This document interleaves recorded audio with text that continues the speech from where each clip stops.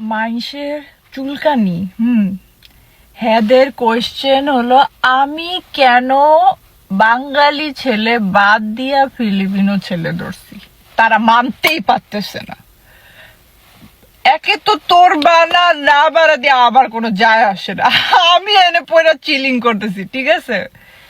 দ্বিতীয়ত ভাই শুনেন, আমার কাহিনী শুনেন। আমি এক বাঙালি ভুলে জীবনের বড় ভুল মাথার মধ্যে বাড়ি, যেটা বলতেছিলাম, মাথার মধ্যে বাড়ি খেয়া যে মানুষের হুঁশ থাকে না, ভুলভালে জিনিস করে, ওই ভুলভালে আমি এক বাঙালি ছেলের সাথে একবার প্রেমে পড়ে গিয়েছিলাম, ঠিক আছে। তাকে আমি ডেট করে জীবনে যেই শিক্ষা পাইছি ভাইয়া, আমি ওই পথে আমি নাই, ওই পথের হাত আমি ধুয়ে হালাইছি, ওই পথে আমি আর যাবো না। No thank you.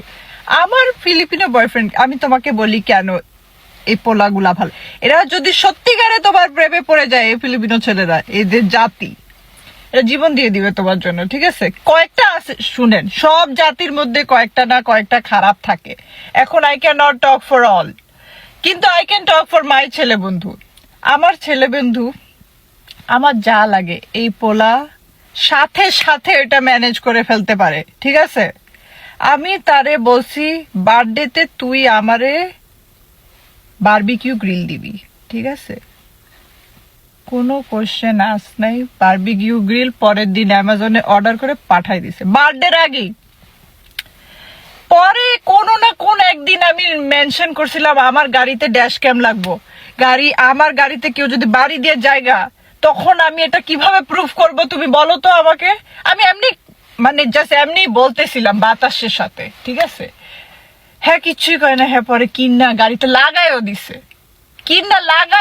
বলেও না যে কিনছে। আমি গাড়িতে ঢুকে বলি হোয়াট ইজ দিস, আমি কবে এত রিচ হয়ে গেলাম। যাই হোক, জাস্ট গিফট না। আমি যদি কালকে বাসার মধ্যে শুইয়া পড়ি, হ্যাঁ আইসা জিজ্ঞেস করবে কি রে তুই শুয়ে আসোস কে, তো আমি যদি তারে বলি আমার শরীরটা ভালো না, আমার লগে ব্যাডর করতে আইসো না, সে কিচ্ছু বলে না, সে চলে যায়। তারপর সুন্দর মতো স্যুপ বানায়, স্যুপ দিয়েও চলে যায়। কথা বলছি বেশি বলতে না বেশি বলে নাই, স্যুপও বানাইতে বলি নাই, স্যুপ বানাই দিয়ে দিছে, কারণ সে জানে আমার স্যুপ ভালো লাগে। তো আসলে কি আমাদের উচিত খোঁজা এমন মানুষকে যারা মন থেকে ভালো। এখন জাত বিজাত আমার যায় আসে না ভাই, আমি বাংলাদেশে নাই, আমারে কেউ কোনো আত্মীয় স্বজন কিলাইতেও আইব না, ঠিক আছে। কিলাইতে আসে তাদের অনেক অনেক জায়গা পার হয়ে আসতে হবে। আমার বয়ফ্রেন্ডের কোনো অভিযোগ নাই, কিচ্ছু করে না, সারাদিন আমার কথা শুনে।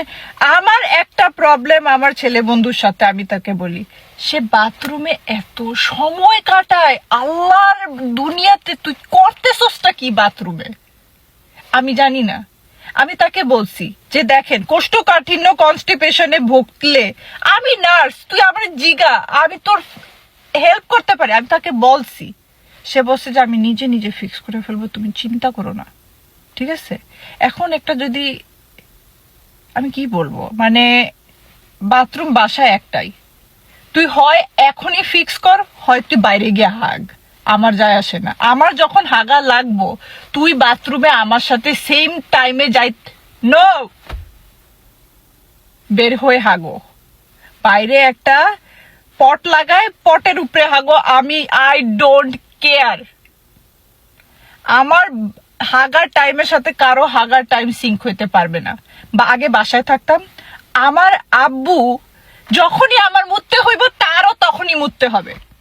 বলো কেমনটা লাগে বাথরুমে ঢুকলে পরে মা হইছে, তোমার পুরো দিন ছিল ওই বাথরুম ফ্রি, তখন তুমি যাও নাই মুততে, আমার মুতার সময় তোমার মুততে হবে কেন? আমি এই জিনিসটা সহ্য করতে পারি না ভাই। যখন আমার বাথরুমে যাইতো, আমার বাথরুমে আমি শান্তিতে বসতে চাই, না কেউ নক করুক, না কেউ আমাকে বিরক্ত করুক, এটা আমি চাই, ঠিক আছে। বাট যাই হোক, এই ভিডিওতে আমি কি কথা বলতে চাই নিজেও জানি না, কোথা থেকে কোথায় চলে যেতেছি।